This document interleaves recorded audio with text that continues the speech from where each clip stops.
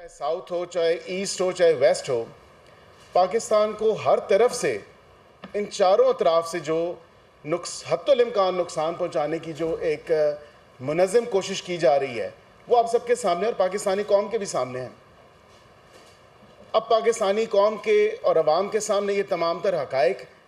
موجود ہیں، تو میرے خیال سے اس گروہ، میں تو اس کو گروہ کہوں گا کیونکہ یہ پولیٹیکل پارٹی نہیں ہے۔ پولیٹیکل پارٹیز سیاست کرتی ہیں،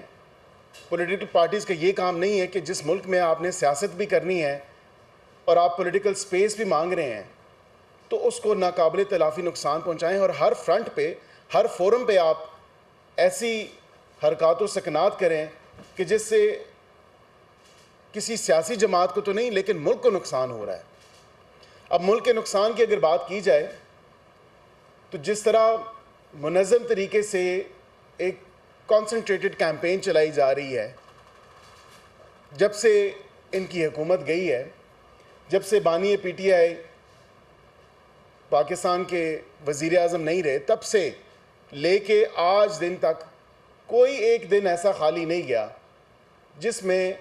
پاکستان مخالف ایجنڈے پہ کام نہ کیا گیا ہو، جس میں پاکستان کو نقصان نہ پہنچایا گیا ہو، جس میں پاکستان کے خلاف زہر نہ اگلا گیا ہو، جس میں پاکستان کے دشمنوں کے ساتھ مل بیٹھنے کے مواقع کو بالکل پراپرلی استعمال کرتے ہوئے، خواہ وہ ہمارے ہمسایہ ممالک میں سے ہوں یا باقی دیگر ممالک ہوں، جو پاکستان کے خلاف ایک موقع ان کے ہاتھ میں آتا ہے کہ پاکستان کے خلاف ہم استعمال ہو جائیں، یہ استعمال ہوئے جا رہے ہیں۔ آپ نے دیکھا کہ جب پی ٹی آئی کے دفتر پہ سے تمام تر یہ شواہد ملے، تمام تر یہ ڈیٹا وہاں سے لیا گیا اور اس کو ڈسائفر کر کے دیکھا گیا کہ یہ کن کن لوگوں کے ساتھ رابطے میں ہیں۔ اب وہ تمام تر لوگ کس ساتھ رابطے میں تھے، میں رؤف حسن صاحب کی بات کرتا ہوں، وہ انٹرنیشنل میڈیا کوارڈینیٹر ہیں، اور آج معذرت کے ساتھ آپ تمام صحافی بھائی بیٹھے ہیں، میری بہن بھی بیٹھی ہے، کیا آپ رؤف حسن صاحب کو صحافی کہیں گے؟ مجھے کوئی جرنلزم کا کارڈ دکھا دیا جائے، کوئی پریس کارڈ دکھا دیا جائے کہ انہوں نے صحافت کی ہے۔ ابھی ان کی پارٹی کے جو خود ساختہ چیئرمین ہیں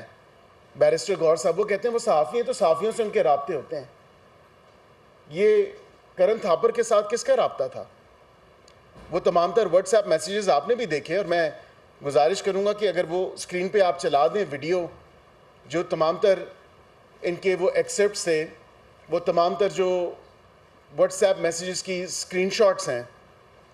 پاکستان مخالف ایجنڈے پہ جس طرح کام کیا جا رہا ہے، مطلب معذرت کے ساتھ یہ کسی صحافی کا یہ کام نہیں ہے کہ اپنا اوپینین ایک دشمن ملک کے ساتھ آپ، اور جو پاکستان مخالف ایجنڈے پہ کام کر رہے ہیں، اور وہ صحافی وہاں پہ بھی، بیکاز آبویسلی ایک تمام چیز ہم دیکھتے ہیں کہ ایک بڑی نفرت پائی جاتی ہے،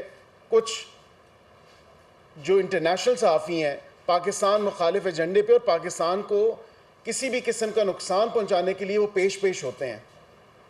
میں کرن تھاپر کی اس لیے مثال آپ کو دے رہا ہوں کہ انہی کے ساتھ ان کے میسیجز تھے، جو میسیجز آپ نے بھی دیکھے، آپ کی بھی نظر سے گزرے ہوں گے، پاکستانی قوم اور عوام کی نظر سے بھی گزرے ہوں گے، تو پھر اس کے بعد یہ کوئی شائبہ نہیں رہ جاتا کہ ہم جو ہے اس میں ان کو کہیں کہ یہ صحافی ہیں یا کوئی یہ سیاسی جماعت ہیں۔ سیاسی جماعتیں تو یہ نہیں کرتی۔ ہاں، اگر آپ نے انٹرویو کرنا ہے، کیونکہ یہ بات تو انٹرویو سے شروع ہوئی، آپ نے بھی دیکھا کہ وہ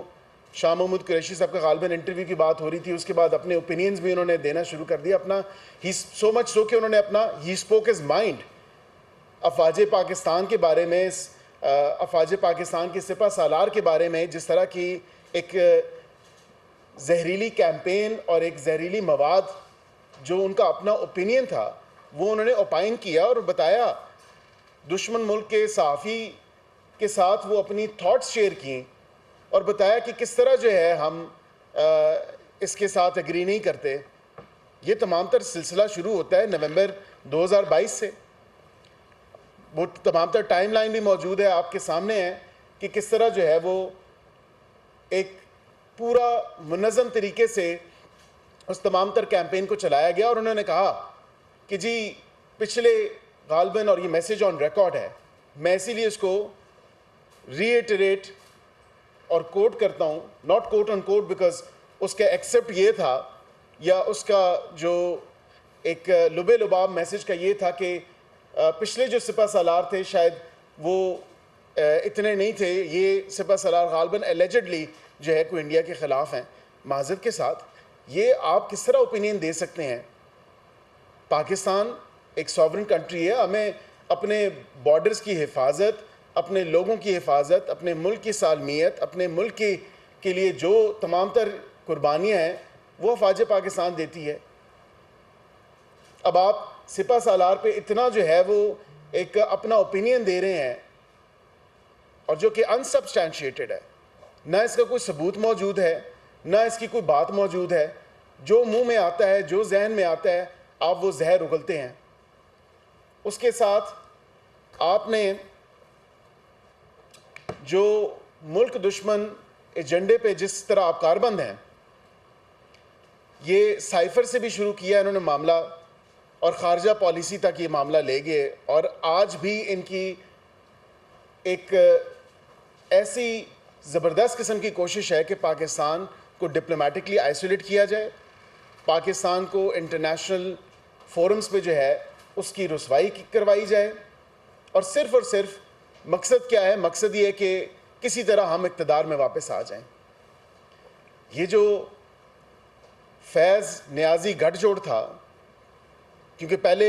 نیب نیازی گٹھ جوڑ تھا، کیونکہ وہاں پہ بھی انجینئرنگ ہوتی تھی، یہ آپ میرے سے بخوبی جانتے ہیں، اور پاکستانی عوام کو بھی پتہ ہے جس طرح کے جھوٹے مقدمات بنائے گئے، جس طرح اس ادارے کو انجینئر کیا گیا، اور تمام تر چیزوں کے اوپر جو ہے وہ آپ کے سامنے ہے، جو اس کے بعد جتنے بھی تمام تر معاملات ہوئے۔ تو خدارہ آپ نے ایک ادارے کو اس ٹائم بھی اپنے سیاسی مقاصد کے لیے، اپنے نیفیریس ڈیزائنز کو میٹ کرنے کے لیے آپ نے استعمال کیا، اور کس طرح استعمال ہوئے؟ یہ کوئی مرشد جس کا کہا جاتا ہے، تو اصل مرشد تو کون تھے یہ آپ کو بھی پتہ ہے، اصل موکل کون تھے یہ آپ کو بھی پتہ ہے۔ تو یہ تمام تر باتیں جو ہیں یہ پاکستانی قوم کے سامنے رکھنی چاہیے، اور ان کو پتہ ہونا چاہیے۔ اس کی وجہ یہ ہے کہ آج بھی پتہ نہیں کس پیار میں مبتلا ہے یہ قوم بھی۔ میں معذرت کے ساتھ یہ بڑے دکھی دل کے ساتھ کہتا ہوں کہ ایک ایسا شخص جس نے ملک کو ہر فورم پہ، ہر جگہ پہ کوئی اس نے موقع ہاتھ سے نہ جانے دیا، اور اس کی پارٹی نے، اس کی جماعت کے جتنے بھی لوگ ہیں انہوں نے کوئی موقع نہیں جانے دیا،